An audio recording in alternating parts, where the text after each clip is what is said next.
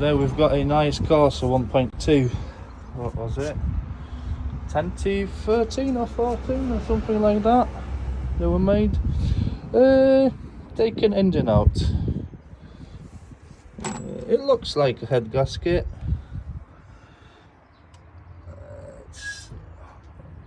It's bad. So just keep it on. Might keep the bottom of it. I mean the block. I just need to check the piston, so I'm going to take everything off. But it's going to get a new engine. Most of the job, the biggest part of the job is from the top. So mostly you stripping wiring on the top of engine. Bear with me, let me just pull that out so you see how much wiring that is. Right, mostly that's your harness going to ECU, obviously. Then you've got the power cables just down there to start and to the alternator. Easiest way to deal with it: replacing alternator, doing the starter motor, remove the manifold. Make it easy for yourself, because it's well, you might get it from the bottom, but I think it's a bit, you don't have much space over there by the looks of it.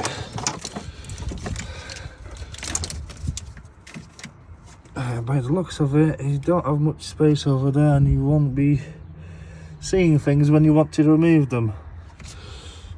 Well, maybe, I don't like to struggle anymore. I used to, but I decided not to.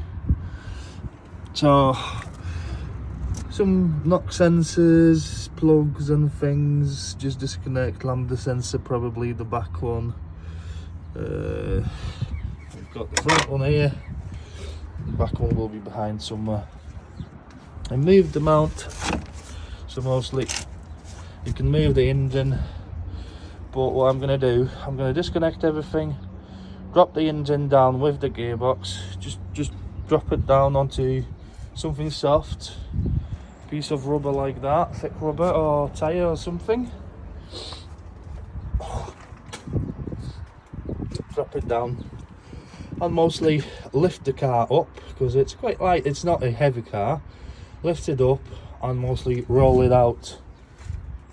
Got me roll over there, so I'm going to just push it in and just roll it out. I lift it enough so I can mostly move it, or even lay it down, lay it flat, the engine I mean. But yeah, that's the plan. At the minute I'm just going to disconnect the cables on the back and crack on with it.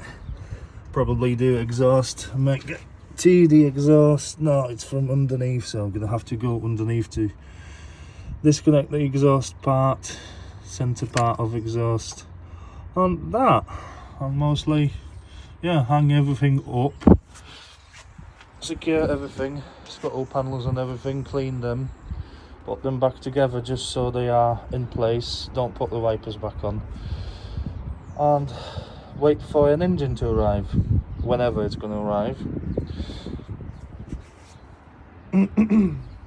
Get a new clutch, do the timing, just because. Thing is, the car did 60,000 miles, so I'm gonna do a bit to it. Even if it's gonna be a learner car for my missus, I prefer to keep it than scrap it. Engine wise, costs probably around £600.